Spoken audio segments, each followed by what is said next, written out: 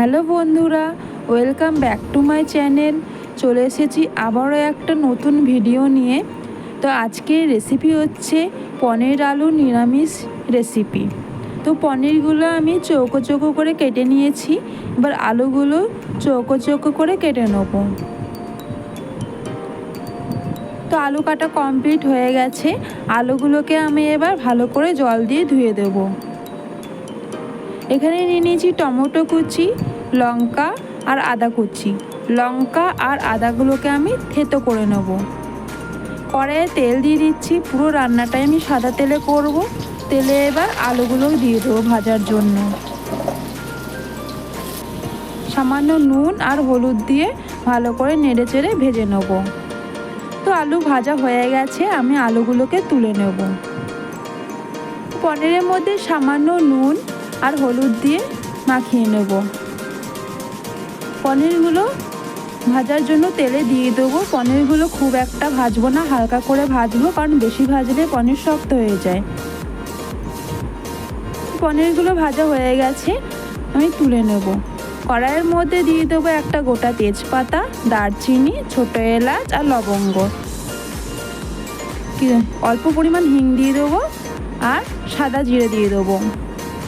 এরপর এগুলো একটু ভালো করে নেড়ে চেড়ে নেব, এতে করে গন্ধটা ভালো আসে।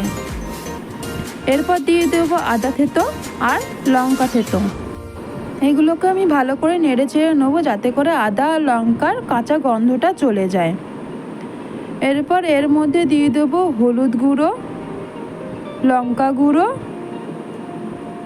আর জিরে গুঁড়ো আর টমেটো কুচি। এরপর এগুলোকে ভালো করে আমি কষিয়ে নেব।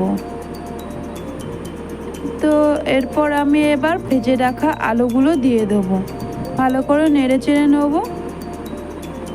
এরপর এতে জল দিয়ে দেবো, জলের পরিমাণটা কম দেবো, কারণ তরকারিটা মাখা মাখা করব। আর এর মধ্যে স্বাদ মতো নুন দিয়ে দেবো।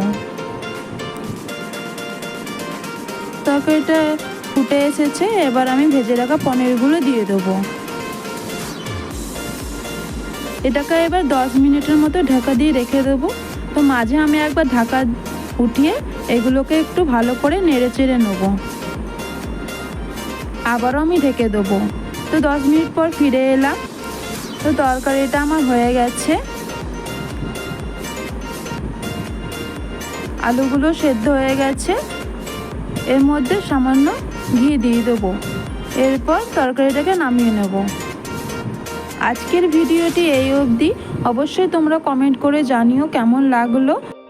ভিডিওটি ভালো লেগে থাকলে লাইক অ্যান্ড সাবস্ক্রাইব করে দিয়ে পাশে থাকবেন এরকম নতুন নতুন ভিডিও পাওয়ার জন্য।